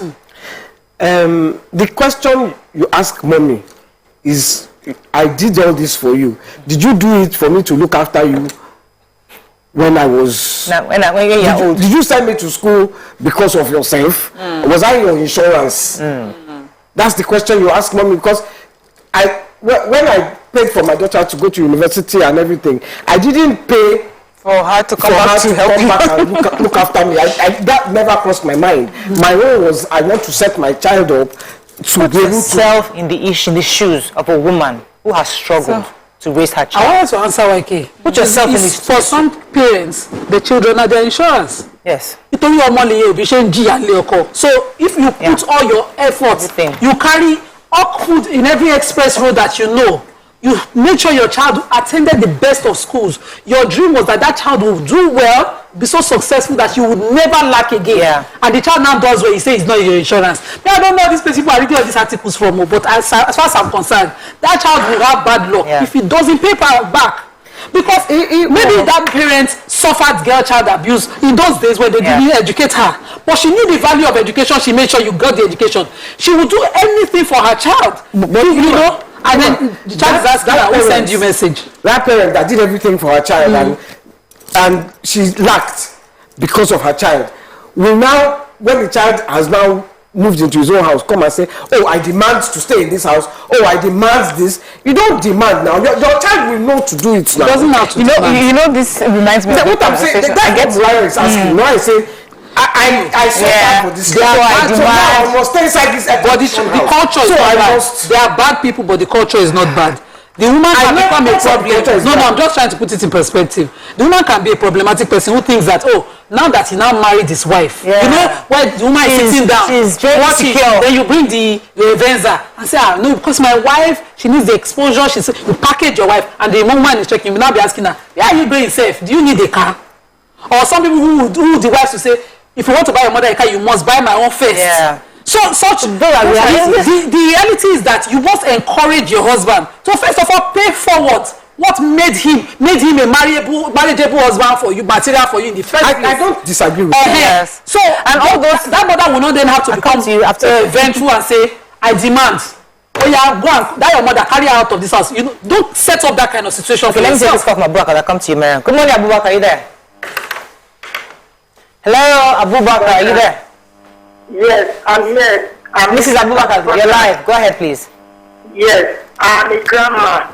Yes. So I'm a first-time caller. Welcome to the show. I've tried this line severally. I'm happy that I'm so glad to have you. Yes, I'm happy to get through to you. In the past, I've wanted to contribute to some topics, very, very good topics that I have a personal experience, but I've not been able to do that. So I'm happy I'm able to go through this morning. I'm a grandma, and all my children were in Nigeria before. With all this Japa syndrome, 3 of them have gone. They give me monthly stipend, but one of them in Canada now said, mommy, the there's a lot of bills to pay. You give me plenty time to settle down here because myself and my husband use all our money to come to relocate to this place. Honestly, Morayo, I am very happy. But the problem I have that I may digress that the two of them are up there and I have just one of them. One is alone in Nigeria. If anything happens to me, just like some of your colleagues have said that it's not the money that they give me. I want their presence around me. I want to see my grandchildren. I have about 10 grandchildren now. Wow. What I do is video calling. I do video calling. I want to be, do I go on vacation? In fact, when I go, I spend 6 months. But I'm running away from cold now. So you understand? Yes. So, it's not the money you people give us because my children are like Morayo's age. So, if they are calling me, if when they call me, I'm very excited. If I see they are gone, I'm doing it, I will drop it. I will say, I will start praising them. I will start praising them. It's not the money that they give. Thank you, Mrs. Abubakar. I'm not feeling entitled. So you understand? Yeah. I'm not feeling entitled. Thank you so much. I mean, she even reminded me of Mama Brown. So Mama Brown, she's with us, and she's my brother, my husband's sister also has a house. So that's where they moved in. So they're just next door to us, and they didn't do Wi-Fi for her. But just for that, you have your phone, but what she needs most is Wi-Fi because she wants to be calling her grandchildren every single day. So just having the data here, she uses it for something else. So I can understand where Mrs. Abubakar is coming from. That is that connection they are constantly saying. But that brings us to another part of this. So this topic has been wider. We're widening it now because all the Japa people that have left, your parents will be the one to support. Go, just leave this, leave, they'll send a meeting for you to go. You don't go finish. And I'm like, I won't see my children. You'll be hearing that clinical gave birth, that one gave birth. You can't, Mrs. Abubakar can't travel. Some people can't travel. So that disconnection is also there. It also kills a lot of grandmas. So today's a grandma day show. It kills a lot of grandma and even grandfathers because they want to see their children, but they're unable to. That's another part of this conversation that we've not had. Most children are irresponsible now. How, Waiki? When you Waiki? How? Suffer than inconsiderate to Japa, not Japa. When it's not money they want to. They want you to come home. You can't come home now because you're still settling down. You're still trying to get home, but you can call me. Yeah. It's not the call they want. They want your presence. But see that they pay for you to Japa. They know they're not going to get your presence now. Okay. Exactly. They know that you have to settle first. It's when you settle and then you don't look back. Yes. That is an ungrateful child. And that is where this culture of you are my insurance policy. I'm a mother. There are many things I'm doing for my children. God knows deep in my heart. It has nothing to do with what they will do for me in return. In future. My happiness is that these children would thrive and they'll be happy and they'll be content and they'll have no reason. I'm coming. And they'll have no reason, to be sad about their life. My mom struggled, and in her struggle, she did the best that she could. And sometimes I think about and I now that I'm a mother, I now see that it was not about the fact that she wanted us to one day come and save her. It was because she wanted to make sure that this struggle she's struggling with her life, her children will not have to struggle. So yes, parents there are some sacrifices they will make. I may not see my child, but how is Canada? Are you eating? Are you well? Do you have friends? Do you have a job? Are you putting money? Do you have money in your pocket? That would be joy to many parents. Knowing that I've even given you an opportunity to go and thrive somewhere. Straightforward. For me, I feel that a parent. If you are unable to accommodate her in Lagos, for example, let me give an example. So mom came now for a few months. But when you can say, mom, you can't come on because we're still struggling right now. I can't have you in the house. Yeah. Like that. No, she would not have liked that. She would not like. That's what when we're talking about showing appreciation. When you can, you will. And the parent already knows that. If the parent is that way, she has raised a child like that now. In this family, when we can, we show appreciation. That child that is far away would call when they can, would send letters when they can, would even send a small gift to a friend that is finally coming to Nigeria when they can, but cannot afford to travel back. A good parent will not hold that against that child. Know that the child is trying to settle down. The first day my child gave me money, the first day my child gave me money that I did not expect. I was so shocked. Because what I did for my child is not for her to repay me. Yeah, but you raised a good child. Yes. She would have said, my mom is YK now. Shrine long. She doesn't need anything. But why would she not raise any other child like the child that she has raised? Do you understand? And she would say, really, she doesn't need it. And then she will never think of you when she's bringing whatever plans or any she's making. Some kids live in the same house with their parents and they won't even see them in 24 hours and they will not be bothered. Yeah. I want to explain something clearly to Miriam. So I have parents who gave me the best of life, but they don't expect it forward. In fact, they will tire you with their contentment. Now you go, they regret, they shame. But I know that people demonize this pay back to parenting in this our new found Igbo mentality of why am I your insurance scheme? In the olden days, parents looked forward. I remember my mom saying, my children never suffer what I suffered. My mom had a temporary blindness issue when she was a child, and so she couldn't complete education. One of the things that pained her the most was that because she was a girl, they didn't go further for her to see, and the thing later resolved itself. And that, she wasn't as educated as she would want. She had 4 girls. My mom was the one that took me to primary school to ensure that everything I needed, I got. Now, fast forward, I would say no, because she doesn't expect it as an insurance, I would demonize that culture of giving back to parents. It includes carrying your parents when they are weak.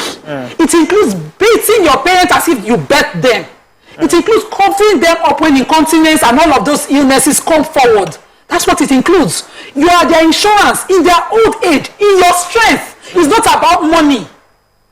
And when money comes in, do not demonize it. You see, when our attention starts to divide, we marry, we grow, our work, our demands, and all of that comes in. It's easy to rationalize things and say, if you are abroad, I need to respond to this. If you are abroad and you can't come home, but you make the plans. I see families where I live, every December, the house is full, tight seats.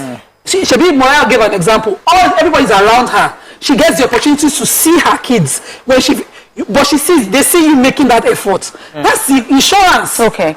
Let's go to Peter. I'll come to you, Mariam. Peter from Abuja has been holding for a while. Good morning. Are you there? Hello, good morning. You're live. Go ahead, please. Morning. Yes. Morning. I don't want to contribute a little to this program, the topic of conscience. Go ahead. Yes. Giving is spiritual. When you give, like the good book says, it's added on to you. So, taking care of your children when you are, your parents when you are, is very germane. And the ripple effect is there. When you have the heart of giving, you will give, no matter what it takes, whether the parents are rich or they are poor. Giving is spiritual, like I say. So it is very, very pertinent that children take care of their parents and give irrespective of whatever circumstances they find themselves. Okay, thank you, Peter. Yes, so what Nima is explaining is the fact that when I say that you should not make your children your insurance policy, she gives the scenario she gives for me is the worst case scenario. When you say when I say that you should not make them your insurance policy, I'm not saying that you should not be kind towards your parents. You should not give when you can towards your parents.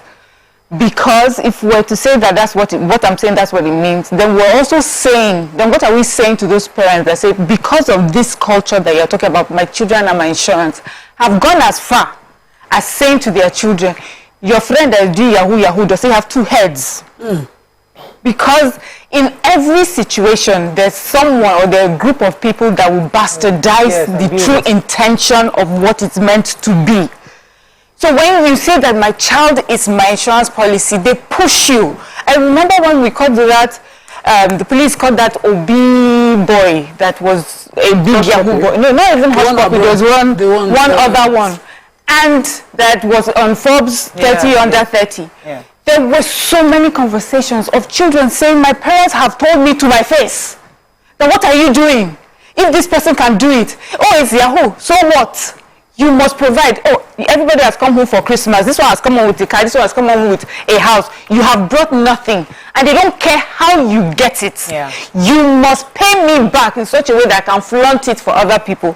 So when we're having this conversation, there are worst case scenario. We know that. But we are hopefully talking to normal human beings that understand the principle of appreciating and reappreciating. The way your parents do not take you as an insurance policy and do not feel entitled to you. It's also the way that you don't feel that they're a burden on you. You already, if you're, for me, I just don't understand. If you're raised by someone who is already that way, how would you now go ahead and think, I don't need to call them, I don't need to send them money, I don't need to be of help? It cannot occur to you. Now, I know of real life examples, I cannot call names because it's not my story to tell, of people who do not have good relationships with their family. People on the outside will be wondering, what's such an ungrateful child? But I've heard stories. Children that it was adulthood that finally gave them that freedom to leave that toxic space and become themselves. Living farther from their families, separating themselves from their families has given them life. When you're in that space, but you're on the outside, you don't know the story, you don't know the journey that it took for that child that is standing on the outside and not paying attention. That child that is able to even close that door, it means that child would leave instead of being there. So there are different situations, but on a normal whatever, I still do not believe that you should live your life in such a way that you're saying, this child, you must pay me back. So it goes back to what Waike said earlier, it depends on individuals. So let me take this call from Shola from Makpafu Luku. Good morning, Shola, are you there? Hi, good morning. You're live. Join the conversation. Thank you. Honestly, this conversation, I don't even think it should be dragged for too long, because I believe if a child is kind and know that the parents have done the work for them from childbirth up to school till you get a job. Even some parents don't even disturb when you just get a job, even when you settle down. I think every month a child that is kind, that can think, should be able to give their parents, even if it's small. Most of African parents, they don't even need so much. They are comfortable. The majority of them are comfortable. Just hello, how are you? Even if as much as 5,000 naira sent to them. That's what I do for my father. I don't really have much, but I know that every month I send him something. Today is even his birthday. I already saved some money. I sent him the one I can, and he already called me and he prayed for me. That alone is enough. Thank you very much. Thank you so much. So but going back to this insurance thing, but I think they all say the same thing in different ways. So for example, many of you know that I live with my mother-in-law and my grandmother-in-law live with me. And when you hear stories of what Momo has done, because grandma is her only child. She had other children, they all died. So, and to keep that child, there was so much struggle just raising that child. According to her, she would sell stick, the firewood. All the way from Ikea, she would walk to Ado, which is a distance. It's like from walking from town to town. She walked there in the morning to go and sell, come back home. It was a real struggle to raise this one child. And this is all she's got. So grandma has been carrying her along wherever in her marriage. Now her husband has died, she's in her house. She has carried her along. Because I told you the story. Initially, when grandma was brought to Lagos, first few months she was just looking at, she was happy initially, but she was just then sad. What making this woman sad? She was sad because she left her grandma, her mother. I didn't know this woman can be happy if I allow that woman to come and join her. So it's the same insurance of that mom. She's Momo's insurance because Momo would have been left alone. That's the only person she has. Momo would have been left alone in the career. But she came along with us. So maybe it's not the demand. Yeah. She didn't demand to be her insurance. I will give you an example. Maybe it's the word insurance that is used. My mom, when she got married, moved to Nigeria. Her mom had trained her in England. That's my own grandmother. My grandmother, she had to put her children in a home, because she had 3 major kidney operations, and they were there for maybe about 12, because she left Nigeria because she had kidney problems. She left Nigeria because her husband was Nigerian. Anyway, fast forward, my mother meets my father, moved to Nigeria. My father paid for my grandmother to come to Nigeria. With her daughter. Her daughter. Then, because my mother's family here was a bit well to do. They sent my auntie back to go and study in England. But initially they moved there. When she finished studying, she moved back to our house. So for me, it was always mommy and nanny. My grandmother was nanny. Mommy and nanny, mommy and nanny. They always together. They were five and six. Inseparable. Till my mom died. When my mom died, it was we all thought my mother would not survive. My grandmother would not survive.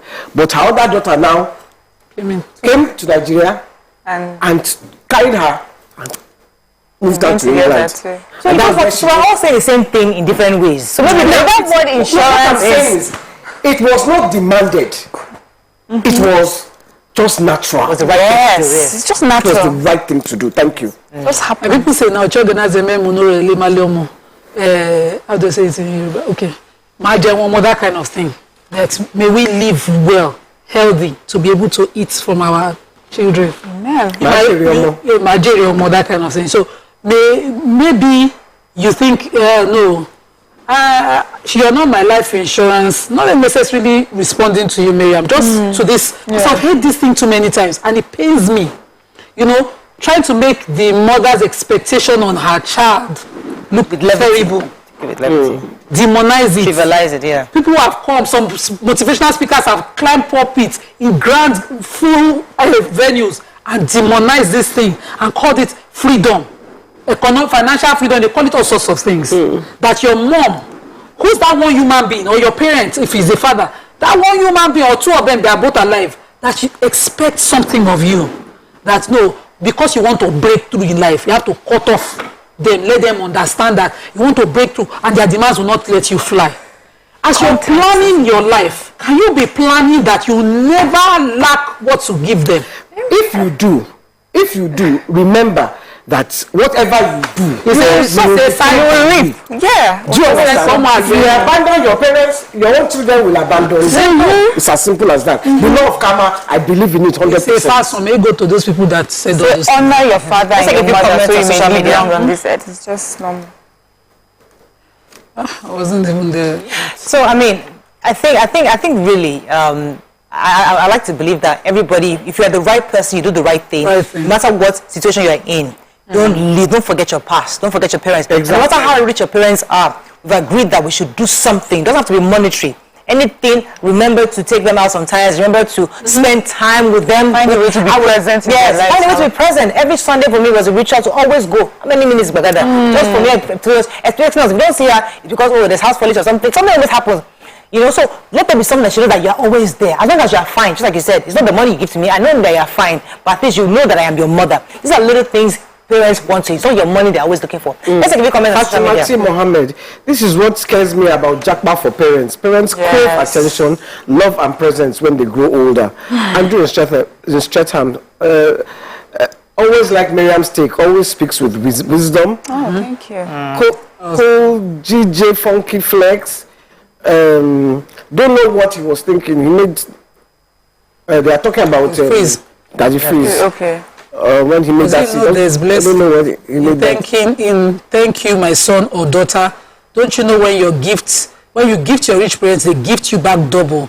If parents doesn't reciprocate, doesn't mean others don't.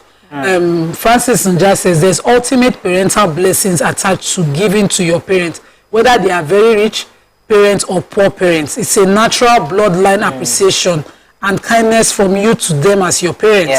This goes beyond insurance mentality. Delani Robert says, normalize calling your parents at least every week to know how they are doing. If you abandon them in their old age, you should be ashamed of yourself forever. Take good care of your parents. You know, go ahead. I have Maya from Idun. I'll come to you. Take the Aya from Idun, please go ahead. Aya from Idun, are you there? Yes, good morning. Good morning, you're live. Yes. Yes, thanks for the topic. It's very enlightening. Yes, I remember that I have two children. One is my daughter is a doctor, my son is an economist. Okay, my wife is 3 years into my marriage. My husband had a very bad stroke. So I was the one that took care of my children from primary to up to the university level. But I could remember, I didn't think they would pay me back but mine was to train my children to make them successful in life. But I remember during COVID time, even while I was building my house, at the time the money finished. My daughter was married then, but I didn't ask them for money because I didn't even think they're supposed to give me money. It didn't cross my mind. So I struggled to build my house. But they were there for me, and how do you do it? To go and let me check the place. But I remember during COVID time, my daughter just called me. That was the time they were saying, everybody should keep the house, you should buy food, you're going out. My daughter just called me, I'm fine. He said that, have you been able to buy food? I said, I'm waiting for my pension. Oh my goodness, Mommy, I'm sorry.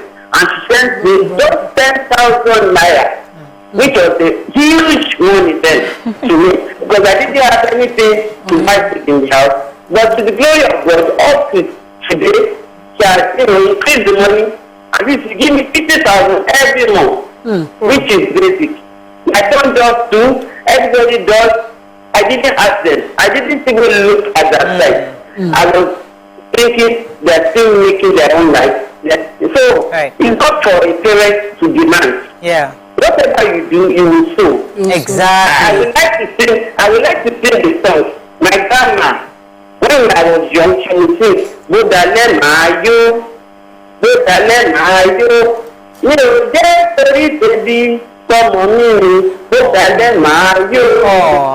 that's apt. When it's in the evening, I will still be full. I think because of something. It's not because of hunger, but because of my child. Imagine that. Wow. It's a beautiful song. Solomon relaxing music.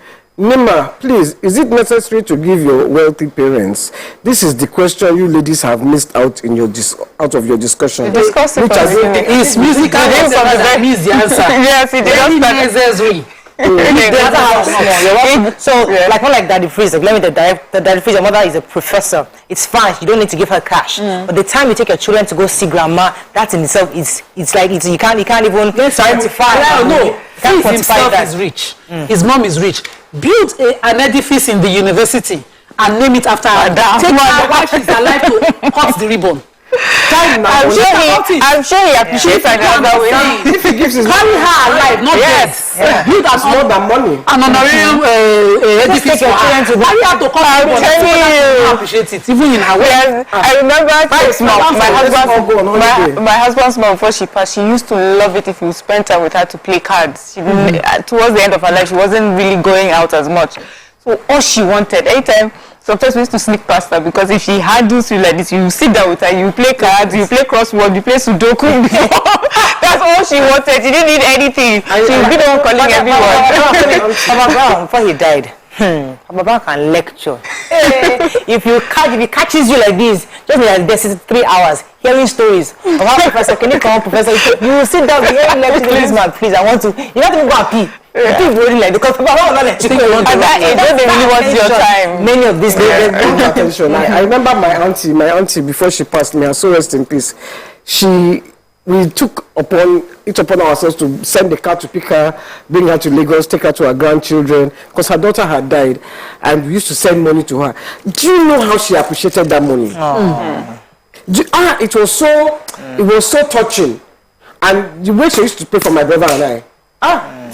Of the heart. Yeah. That's the Igwe Buike says parents have the right to demand from children. After all, they put up their lives for us to survive. They borrowed and toiled for us. You can borrow to send money to your parents. Africa is not Europe. Miriam, please. Let me build on this thing you said. I have seen parents. Can't demand. That's what demand. That's his opinion. I have seen parents with teenage children, as in 12, 13, who will say, well, I cannot come and kill myself. Now this, make I first chop first. Now the one I chop, I will take carry, and they would not prioritize their children. The child, you will see the child struggling, say, okay, I think I'll break through with football, but the moment the child breaks through, you will see that parent too. Such parents, you will now compare them to your own, that once you say, they say I should buy something in school, they will just give up their luxury. They'll give up their necessity. They'll give up everything for you. Fast forward, do you so it depends on the child. If you're a good child, the child will do the when somebody is giving motivational speech and his experience is that of the parent who didn't know it was priority in their lives, and is advising people generally to say it is a fraud for your parents to get away. No, I don't know how they reach their conclusion. Me, I'm not motivated. I did not go coaching anywhere. But I'm saying there's a school of. But your parents, you saw their sacrifices, and you grew up and you fall into that category. It's like something losing inside. Engine, don't look. Omonti says, what about the parents who abandon their children? And they are directing the question at me. I don't know why. Okay, so let's answer that question. He's asking. This is Omonti asking, what about the parents who abandon their children? Okay, I have a child and I abandon her and go away. Leave her for everybody. What? Must I still provide for that child? For that, was that child provide for you? For that, that's what they're asking. Yes, that's what they're asking. That's an interesting. That's a very interesting question. Do we have time? Let me get. If we have time, let me give you an example. So, for me, I feel that a child learns from their parents. So, if you're raised by a parent who did not teach you the principles of even loving and being kind and taking care of you, when a child that's abandoned is likely not to feel any reason to show appreciation, acknowledge that parent. There's a Hollywood star that once gave a story of how when she was growing up, her mother used to almost pimp her to Hollywood directors. When she grew up and she married her husband, she had money, she abandoned her mother. Stay away from the toxicity. And she was happy until she started having issues in her life, right? And her children abandoned her. She was a good mother. But the thing is, she said her children never saw how to take care of a person, of a mother who has been bad towards you. So it took her and that's her problems to go back to her mother, repair her relationship, reconcile, and then the children have now learned, okay, if you have a mother that is not all that, but this is what you can do. So you have to teach the next generation the principles for them to be able to do it. That's fantastic way to respond. Let me take a call from Joke from Iju. That's what I will wrap up. Good morning. Joke, you're live. Go ahead, please. Good morning. Good morning. We can hear you. Go ahead. You're live, please. Yeah. Thank you for what you are doing. I love your view. I've been with you since 2013. Thank you. This thing, there are some mothers that they don't take care of their children. I've seen a woman that cannot even support her husband concerning her children for anything. She's not ready to. Then even a couple on her children, not even 15 years, naira, you have much to be saying. Break. She will not. What do you expect those children to do when the children grow up and their mother is weak? But the children are seeing it as it's only their mother that is taking care of them. Just imagine that type of mother. There are mothers and there are mothers. Thank you so much, Joke. That's an important point. But you see, that woman has learned it from somewhere. So maybe her own parents, her own mother too, abandoned her. So that's what Ma'am just said. Somebody must break it because her children will do exactly the same thing to her.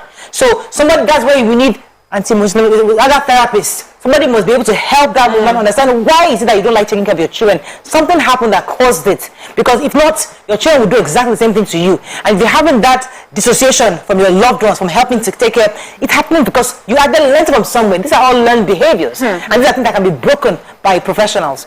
We have to wrap up on this, but I think we've tried to, the objective of this conversation is to remind us of our responsibilities to our loved ones. Yes, it doesn't have to be financial, but especially our parents love more of our physical appearances, our time, and just little things. The fact that they know that you care for them, you love them, is the most important thing a parent. But if you have a parent who needs financial support, it's important that it's not your insurance, you're not their insurance, but it's to be an obligation to you. So the right thing. If you're raised right, you should ensure that you've raised them. I have to go, but I cannot leave this show if I don't say this. When I tell you that YK is old, people will laugh at me. Hey, 63, 63, she don't be 63 in May. 62! Yeah, she's 62. But do you realize? I'm the one speaking. I'm not talking. What are you afraid of? Please, let me tell you what YK did. YK is party stuff. YK, I should be today. This blue she's wearing. It's for tomorrow's party, She's 62. She don't realize that the party is tomorrow. She thought it was today. She missed the numbers and the days and the invitation card. And she now just dressed up, get. She's going back to her house. Can help me with an answer? Please help me with an answer. She's moving the cloth back for tomorrow's party. When I think YK is old, people will be saying that YK is not old. YK is an old woman. Morai, they say when you dig a hole, dig it small. Because yesterday, 2 of Morai's children had birthdays.